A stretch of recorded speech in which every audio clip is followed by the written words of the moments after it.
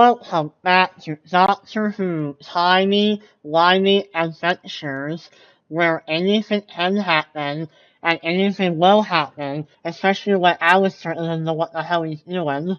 Now, last time we left off, we had to deal with Zack's two-parter, but now we are back in the TARDIS, and who knows where Miriam is. But this session is DM'd by Elbert this time, so who knows? Back to you, Elbert. Alright, so we start the game off, and it starts off in a smoky, seedy bar at the end of the galaxy. Alistair, you're sitting at a table in the back of the bar, and you and the doctor have been looking for her for a long time, and there's nothing that you've come up with nothing of where she could be. And the doctor thinks that as maybe somebody here at this bar, and this bar is called Centennial. He thinks maybe somebody here might know something, because this place is known to have information for just about anything.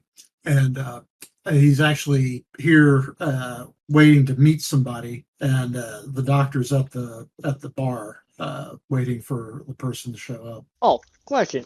Can I give Alistair a yo-yo, since his kind of was used to trip Daleks? Yep, sure. Thank you. You still have it, right? No, you just said a trip, frickin' trip a Dalek. You probably have a replacing yo-yo in the TARDIS anyway. Yeah, there's a replicator-like thingy in there. Yeah, sure. it's like the Sun's ruler one. It's like, pops up and you're like, oh, a new one. New model. Not sure I like it. Go ahead, Elbert. Alright, so you're sitting there, and you suddenly see somebody standing next to your table, and you look over and you see this guy in kind of like a yellow trench coat and a black hat. He looks like a detective, like from the 1940s. Like the noir style. Yeah. Dress up. Yep. But when you look at his face, it's plastic, and he looks like an. He's like, yeah, you see, yeah. He's like, you and your buddy looking for information? No, we're looking for toothpaste. What do you think? He looks at you. He sits down. He's like, the name's Smith. What's yours? Plastic Head Smith? The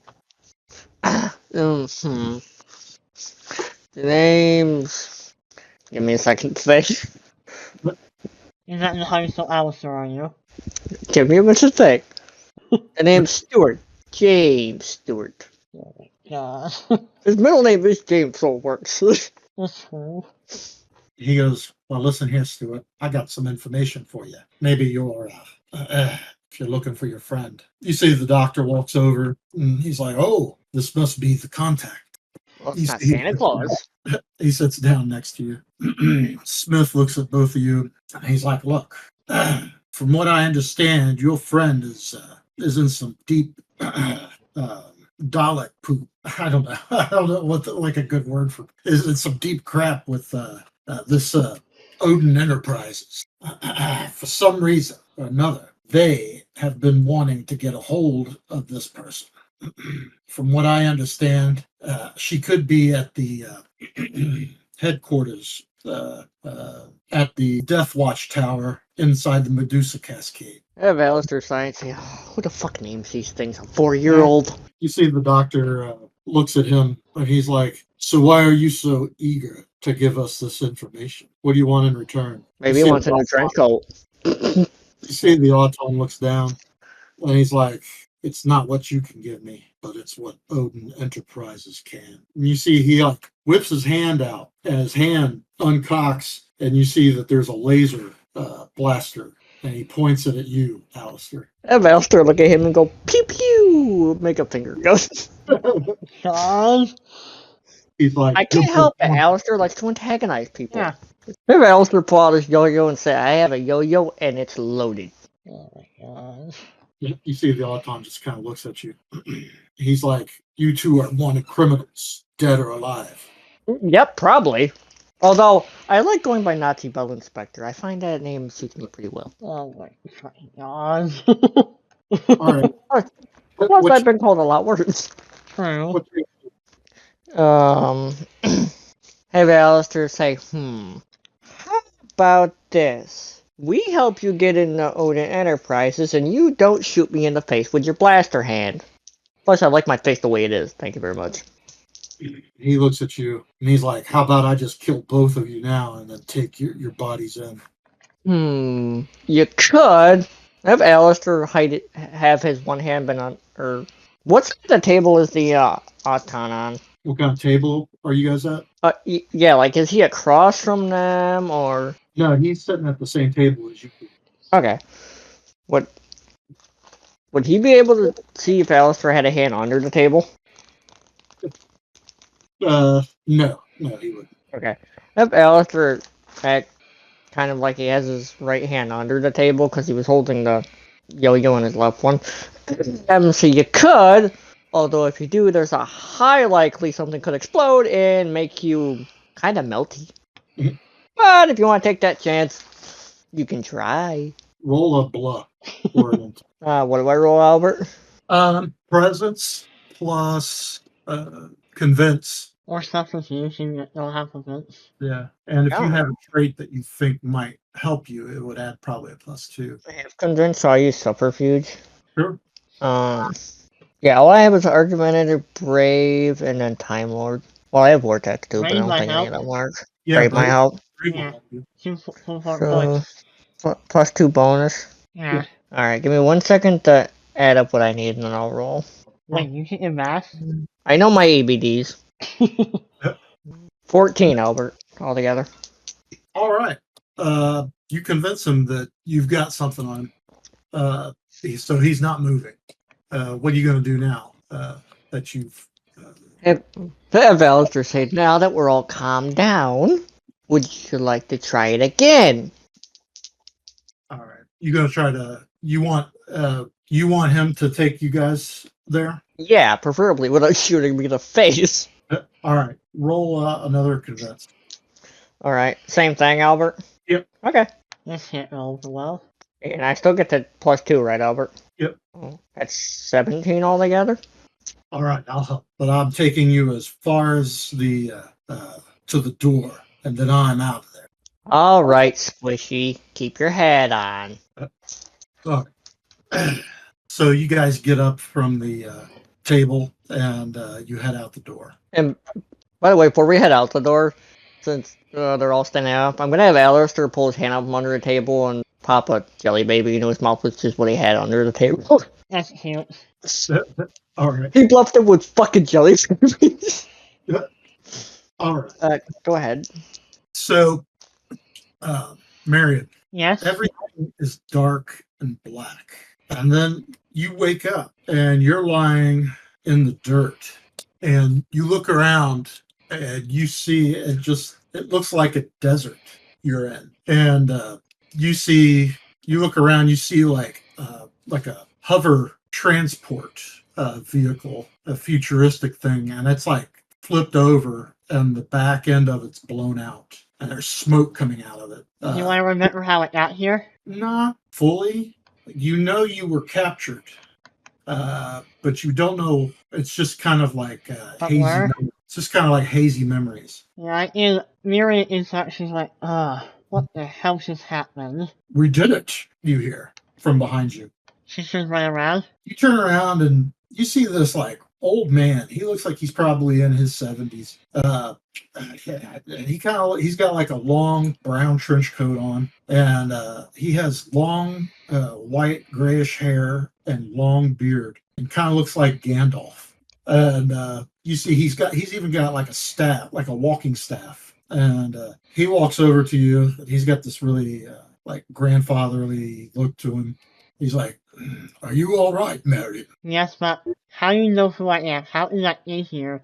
Last thing I think I remember, I was with the doctor that I was here. You hear from beside you, you hear a voice, and the voice says, The blast must have ruined our memories. You look over and you see this giant armored creature. So it looks like Miriam wouldn't know what that is, but to everyone watching, that would look like an ice warrior. Mhm. Miriam's gonna say, and says, so something's wrong with my memory. She's gonna say, who took me and why? What the hell is going on here? You hear another voice, even farther around from him, and it's a female voice. And she looks at you and she's like, "You don't remember anything, girl." Do I know who that is? But as you turn around, you see the person looks like them. Should I roll to see if I remember anything? Yeah, go ahead and roll. Roll a awareness plus knowledge. Okay. 14, is that good? Or do I use story points? No, you remember, you're starting to remember a few things. You remember the words Odin Enterprises. You remember appearing on the bridge of a ship, and then you remember like space handcuffs being put on you and these other people. Is that all I remember? Mm-hmm. She's gonna say, wait, I can't get something. Why did Odin Enterprises take me and arrest me? The ice warrior looks at you. You truly don't remember anything. Well, I remember what I just told you. I don't remember anything else yet. Maybe it'll come to me soon. They wanted us for test subjects. They transported us from our own timelines. We've been here for over a year. She says, how long have I been gone? You've been here a year as well. Well, then maybe we should find a way out of here. I know somebody who can help us. He's called the Doctor. He saved me more times than I can remember. You see they all kind of look at each other. You see Malcolm, the old man, walks over and he's like, unless you have some sort of psychic power that can get your friend to come here, I'm afraid we're at a loss. She says, well, I do have one idea. Is there a way, she's gonna say, to leave a message so permanent that it will remember history and that there's a chance he might come across it? The cheetah woman looks at you and she says, there is a place here on this planet. She says it's called the Fusion. It's a place where all psychic and magical energy fuse together at once. If we can make it there, perhaps you can reach out to your friend. I think that's not a bad idea. Does she still have, like, her accent shield with her? Yeah. She's gonna say, so, can everybody introduce yourselves again? No offense, she says. The old man smiles, looks at you. I'm Malcolm. This is Baco. He points to the ice warrior. And this is Chitanya. I basically took. Hey, Elbert. Yeah. While Alistair and them were headed back to the TARDIS, right? Okay. Yeah. Then, since Elbert is kind of smart, would he be able to build like a small holo emitter, like when it projects a hologram? What is it? It's basically a small device he would have that can project a hologram or make himself look different using holograms. Yeah. Yeah. When you get back to the TARDIS, you spend something like that. I would make you spend like 4 story points because it's a big one. I'm willing to spend them. I have a plan. What are you gonna make yourself look like? Your god is suffering! Won't he really? Well, we're heading to Odin Enterprises. Who better to make myself look like? You're gonna make yourself look like the one from the MCU then. Yep, it's even gonna look like he has green horns or gold horns, and his outfit's gonna look green because of the hologram. It's gonna I be like fucking it. awesome. The women know it's you, will it? All right, back to you, Zack. You, Smith, and the doctor are walking through this like docking area. There's all kinds of weird, funky aliens walking around. You see one like it's like a giant ooze, and it spits out some goo in front of you. It's like, excuse me. Bless you. Walking. I have Alistair look at him and say, bless you. The doctor looks at you like, you gotta be kidding me. Would Alistair be able to look around and see if he can recognize any of the alien species that they can see while they're there? Sure. Assuming that's probably awareness and knowledge, I want to say. Yeah. Okay. Give me 1 second. 17 altogether, Albert. All right. Yeah, you see some Santarans walk by. You see some other different ice warriors walk by. Some Silurians. And then you see like other aliens that you would know, but they're not really in the show. You know. Okay. And you guys get in this like big docking area where there's all these like massive ships with guns and stuff docked, and then like you have one little tiny little area where the TARDIS is sitting. Have Alistair look around at all the big ships and say, well, obviously somebody's compensating for something. The doctor says, "Yeah." He opens the door and you guys walk in, and you shut the door behind you, and you're gonna start building that holographic emitter thing. Yeah, I have Alistair go, pretty much just sit down on the floor and start tinkering with like little bits of tech and stuff he finds to build his little hollow emitter that he's working on. All right. Have him yell ouch every so often when he gets shocked by the fucking thing. You see the doctor puts in the coordinates that Smith gives him, and you see Smith is kind of walking around the console. He's like, I've never seen a place like this before. You guys must be in the money. Or we're just really, really stupid. I'm voting for the second option. You see the doctor's like, look, yes, I know it's a nice place, but please do not touch anything in here. You could send us flying anywhere. And that's my job. You see he's watching like the computer screens, and everything's going good. And then you see the Auton pulls out his gun again, handgun again, and he points it at the doctor.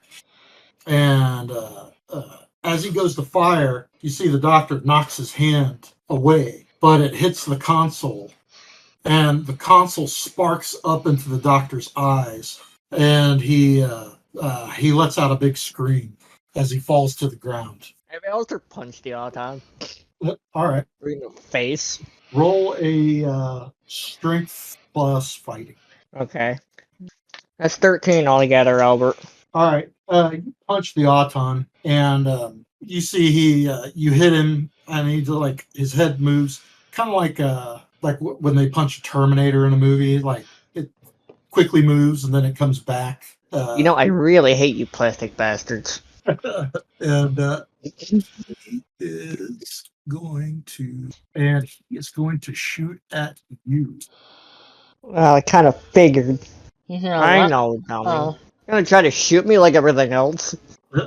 Apparently, Alistair just has one of those faces that makes everybody want to shoot him. I think you should cut his goddamn head off. The Auton misses you and shoots the console again.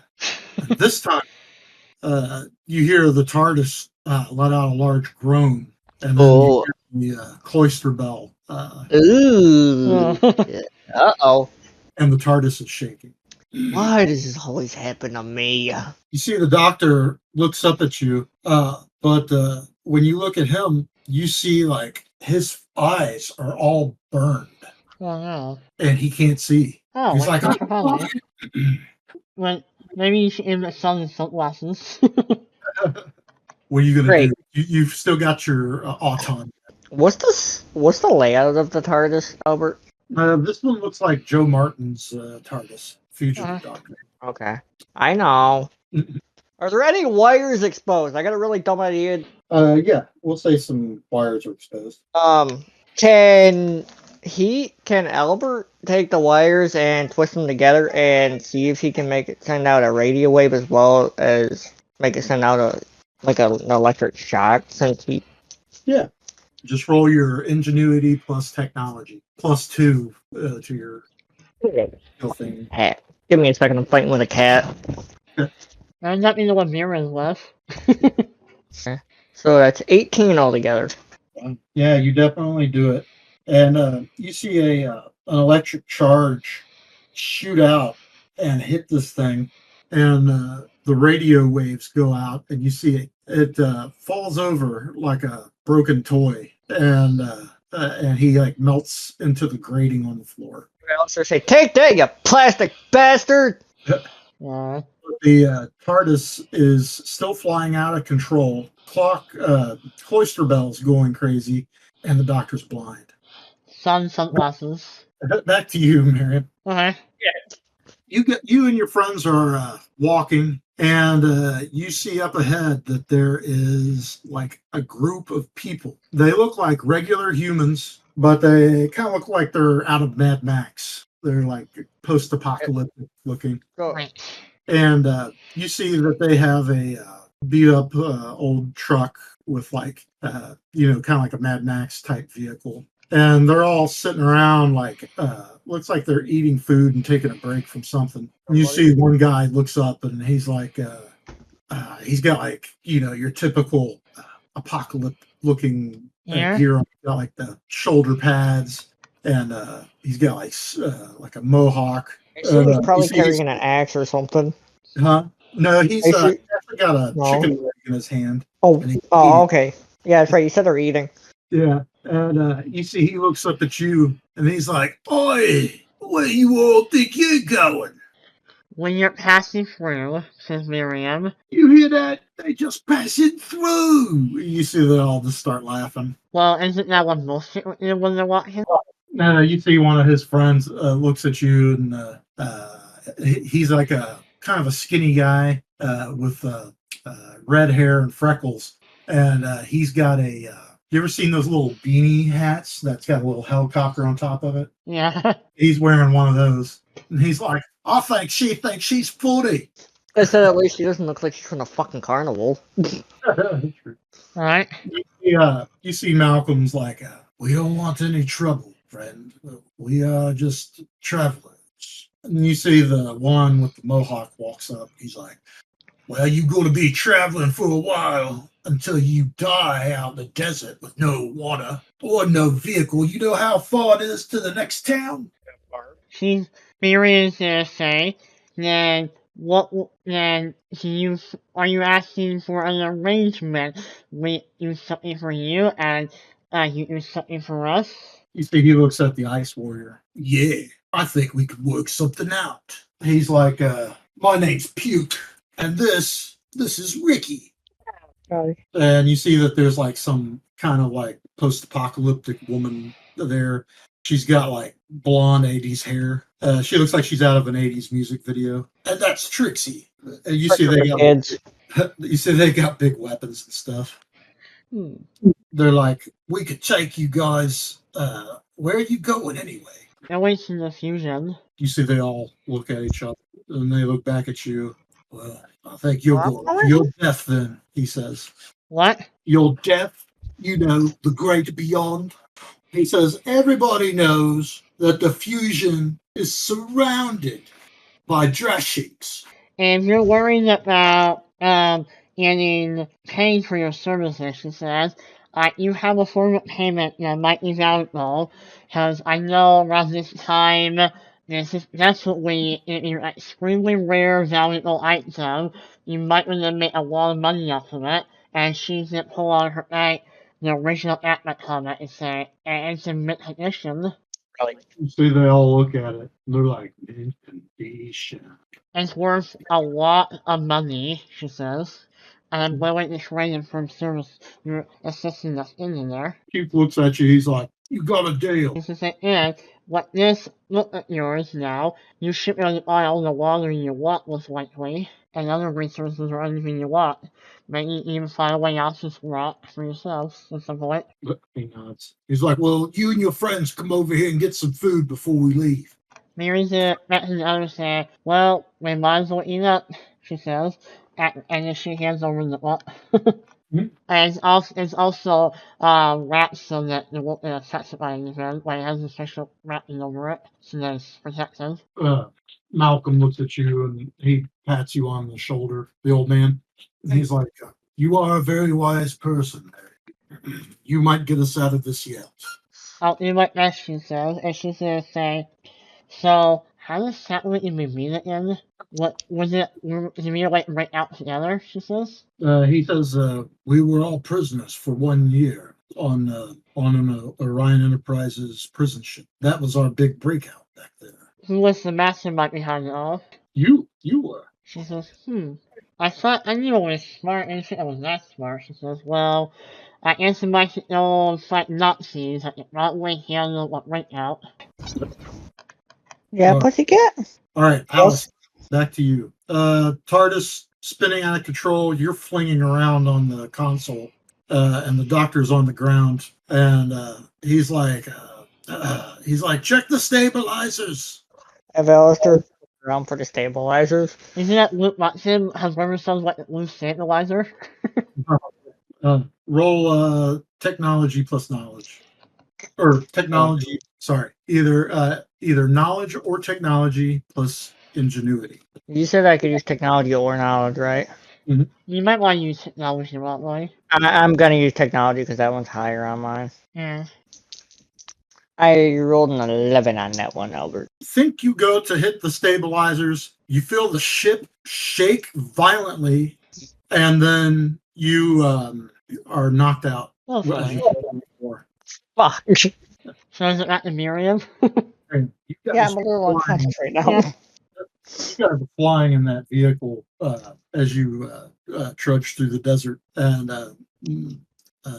you just see like nothing but desert forever. And you see Tanya comes over, sits next to you on the vehicle, and she hands you what little bit of chicken she had left that she was eating. How hungry is Miriam? You're pretty hungry. How much chicken was it? It's like just like a leg. Like, I like chicken. she's like, I prefer the meat of a man. Was it that? Not like that. The flesh of a man, she says. Well, she's gonna say, "In saying I am the man." She laughs. She's like, my home world was destroyed many months ago. She's gonna look at her and say, that's terrible. I couldn't imagine losing the whole world. 2 men came to my planet, fought there, and their fighting ripped my planet apart. That is not very unfortunate.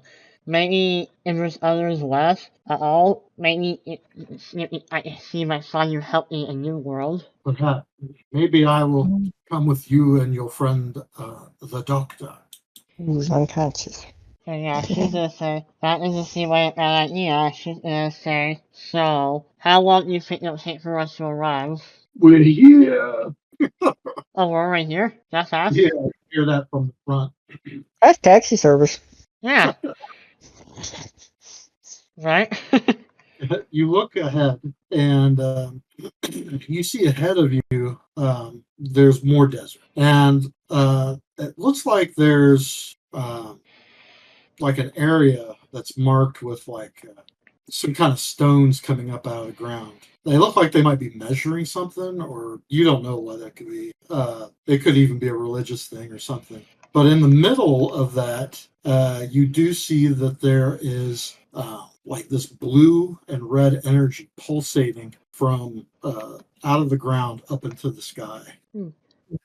She's gonna say, do you have any advice or tips about this place? And she's gonna say, is there anything that we might need? Hey, you're gonna need a prayer, girl. You see, he pulls out a big rifle, laser rifle, and you feel the ground start to shake, and you see a giant creature come up out of the sand, almost like a sandworm. Really? I gotta say, I'm almost gonna be pissed. I don't like worms. Hold on. Your best friend. Not be swallowed by one session is right, so no thank you. I got you back out. Yeah, but I didn't like how it smelled. Because you needed more than one shower or bath. Very funny. The whole village is smelling from a mile away. And it looks like you see there's just one. How big is it, Elbert? It's as big as it might be bigger than a sand. Oh no. She's gonna say, well, shit. Alistair, you wake up and you see the doctor is pacing back and forth. If Alistair say this bloody thing needs to come with seatbelts. You look up and you see he's taken like a something like a handkerchief or like some sort of bandage, and he's like wrapped it around his eyes. And he's like, "This is not good. This is not good. This is not good." He looks like he's worried. Alistair said, "No shit, Sherlock." No, I mean, look. He pretty much has the console memorized. So you see he hits the button for the door, and you see the door flies open, and you see that the TARDIS is embedded into a cave. Right. Do what? Having Alistair be a smartass and that's if he had a pickaxe. And it's got like what's that called? How far down into the earth are they, or the ground are they, or don't they know? You guys don't know yet. There was an episode this happened, and Frontios, the stone embedded itself into the walls. That's not good. Yep. The doctor looks at you, Alistair, and he says, the TARDIS has split into many different rooms. It has merged with the cave system. Try and say, I just thought you were decorated with some rocks. He looks at, well, he doesn't, he looks your way. He's like, this is kind of a no-win situation. Alistair, just start pushing buttons and see if it does anything. You see it does nothing. Well, worth a shot. Besides, the worst thing that could happen is we could have exploded. In which case, we wouldn't have had to worry about it. We basically did. The TARDIS is useless. He says. It's just stuck. He's like, I can't even tell where we are because I have no sight. And Alistair, see if he can pull up where they are on a monitor. Yeah, the TARDIS is dead. Are you selling sunglasses anywhere? Like dead? Yes. You see, he just kind of like sits down on the ground, kind of out of breath. He's like, I don't get it. What's going on? What is it that I don't see? Anything? A lot right now. He's like, all right. Well, Captain Meltsalot's obviously not going to be any help. I kind of melted him. He's like, who is this Odin Enterprises? Obviously Thor's father. Well, I'll be no use to him because I have no eyes. Hey, look on the bright side. You still have ears because you can hear me. Yeah. He's like, all right, you're going to have to be my eyes. We need to figure out where we are. Let's get out of here. See what if we even are on a planet. See where we are. Are the doors open? Yeah. Okay, have Alistair stay close enough to the doctor so the doctor can like touch his arm. We're going to hold on to it, how one person will move? Yeah. Have him start moving toward the door. All right, back to you, Miriam. He says, Puke says, do I have any tips on fighting these things? He says, yeah, you just point a gun and shoot it. And pray to the great Batman that it doesn't eat you. She's the way to say, well, I've had some experience with Batman. I know even you were experiences with Batman, like friendship. So I'm always going to remember Batman's greatest rule: when outmatched, cheat. Wong Fei's most important rule. Yeah, it's from one of the animated shows. She was watching on the TARDIS at one point. Ravenbolt. Yeah. Oh, shoot. You guys hop out of the truck. All right. So, how close is the worm to where we're supposed to go? You see, it's like that circle in the middle is like the little island that the forge is on, and the lines going up. That's like the energy going off the planet. And the middle thing is the worm, I'm guessing. Yeah, yeah. And then the square or the rectangle at the bottom is the truck, and then you see two little circles next to the truck. That's how big a person is. I have an idea, she says. She said, no, we should shoot it in his throat, she says. That's why it's out something with a big mouth. You're going to go for the throat? No, that's what she's telling people and she recommends. Oh, to go for the throat. Okay. You see Puke hands Chitania, Baco, and Malcolm laser guns. And he has to hand you one as well. Miriam hesitates when she shakes it down. All right. I don't think they're actually going to be very helpful. Not really. Well, if she can swallow, that accid's being used on it, so.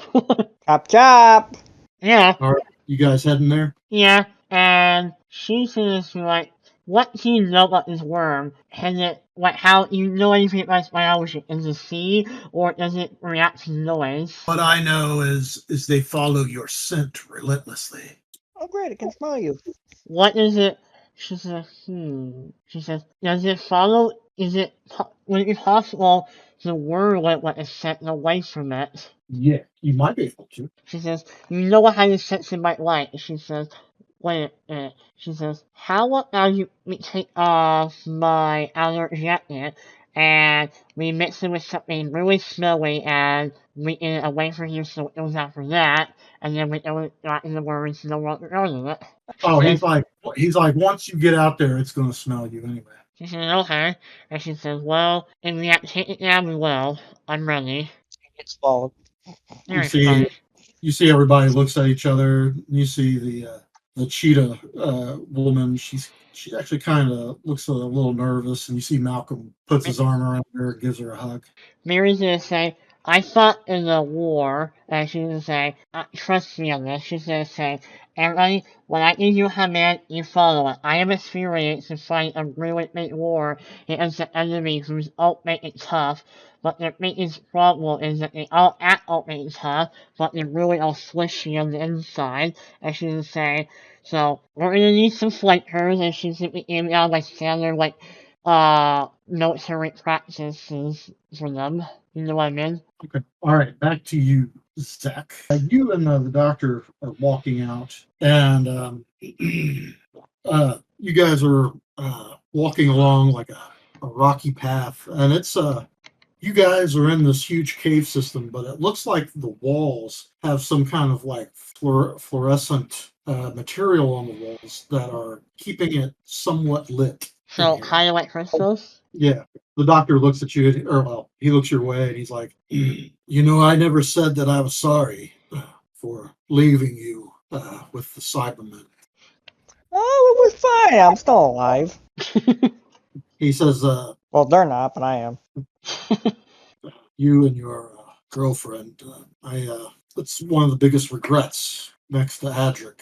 But when they called me back for the, what do we call it? Multiverse War. The Time Lords just scooped me up from wherever I was. The Time Lords are dick this way. I never want to go home.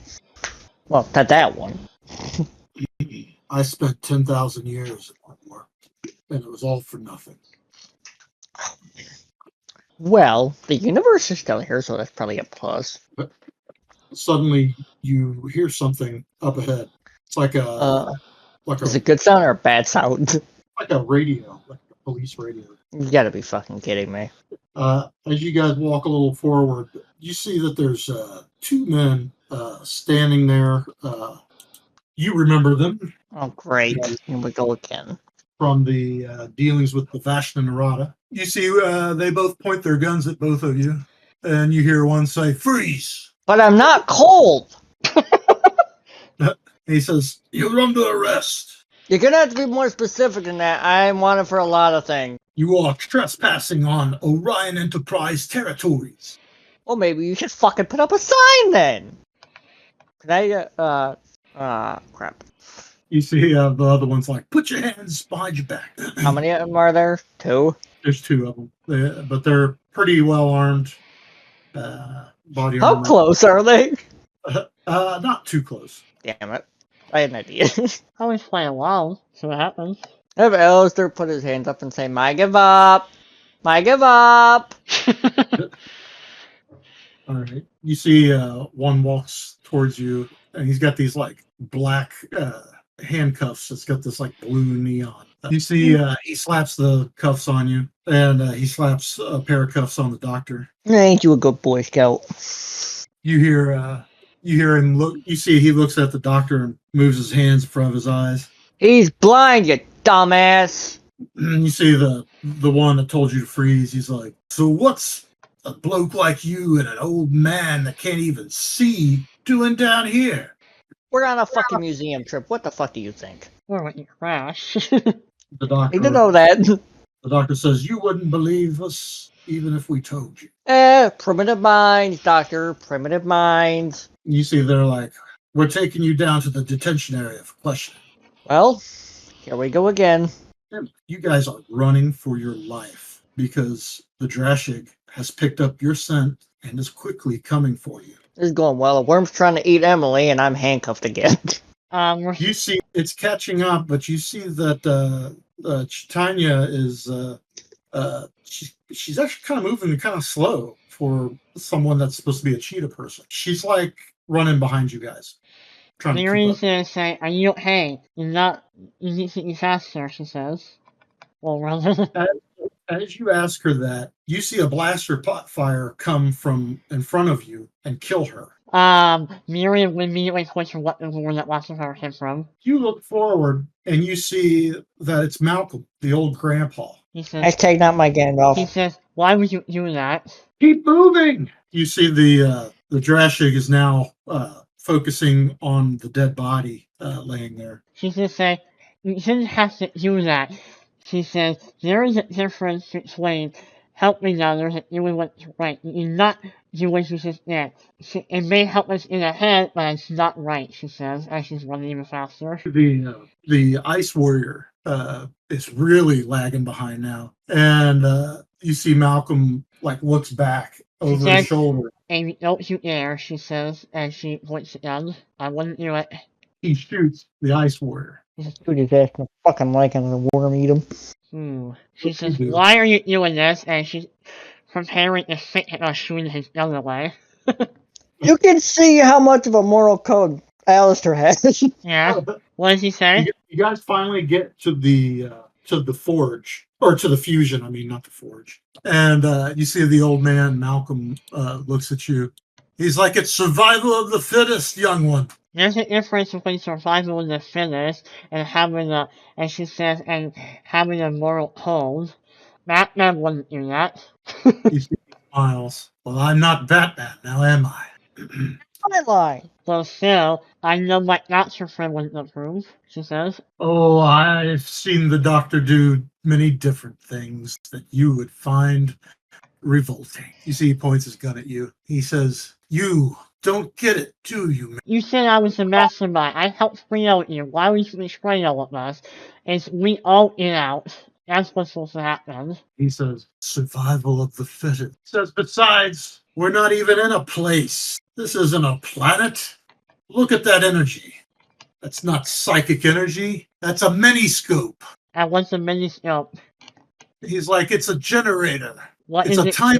He says, "It's a time loop generator and a compression field into this machine. But I'm afraid there's only room for one to get out of here." She hears that and she is in a fire and she doesn't have much of a choice and she suspects he's just a shooter. All right. She's going to shoot and say, "I really hate doing this. I don't want to kill Jen." But she isn't as a choice and she is the one end up dying.